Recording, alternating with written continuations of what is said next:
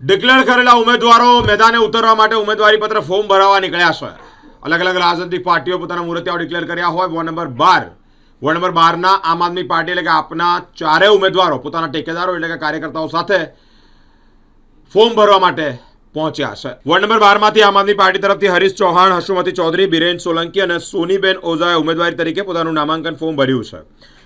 ઉમેદવારી નોંધાવવા સમયે કાર્યકર્તાઓમાં ઉત્સાહનો માહોલ પણ જોવા મળ્યો છે। પાર્ટીના સમર્થકો મોટી સંખ્યામાં ઉપસ્થિત રહ્યા છે। આપના ચારે ઉમેદવારો મોટી સંખ્યામાં ટેકેદારો સાથે અકોટા રજિસ્ટ્રાર કચેરી પહોંચ્યા છે અને ઉમેદવારી ફોર્મ જમા કરાઈ રહ્યા છે।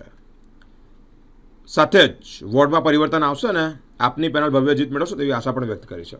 મારું નામ બિરેન કુમાર સોલંકી છે। હું વોર્ડ નંબર 12 અટલાદરામાંથી ઉમેદવારી નોંધાઈ રહ્યો છું। આજે આપણે જોઈ રહ્યા છીએ કે ભાજપ જે 30 વર્ષમાં વડોદરાને ખડોદરા નગર બનાવી દીધું છે, ત્યારે આ ભ્રષ્ટાચારથી પ્રજા કંટાળી ગઈ છે અને આ વર્ષે નવો બદલાવ લાવી આમ આદમી પાર્ટીએ જે સામાન્ય ઉમેદવારને જે સામાન્ય પરિવારમાંથી આવે છે એના ઉપર જે ટિકિટ આપી છે એના પર પ્રજા વિશ્વાસ કરીને જો અમને જીતાડશે તો અમે અમારા વોર્ડ નંબર 12ની અંદર જેવી પ્રાથમિક જરૂરિયાત છે, સારવાર છે, શિક્ષા છે, તેમજ સ્વાસ્થ્ય છે અને ગટરની જે સૌથી મોટી આપણે જોઈએ છે કે આ વર્ષોની અંદર પાણીની અંદર વડોદરા ડૂબી ગયું હતું, તો એ બધી જે પ્રાથમિક જરૂરિયાતોની જે સમસ્યા છે એના પર અમે કામ કરી અને વડોદરાને ફરી સંસ્કારી અને સમૃદ્ધ નગરી બનાવવાનો પ્રયત્ન કરીશું। સત્તા પરિવર્તન થવું જરૂરી છે, કારણ કે જો સત્તા પરિવર્તન નહીં થાય તો ભ્રષ્ટાચાર સતત વધતો રહેશે। નમસ્કાર, જય માતાજી।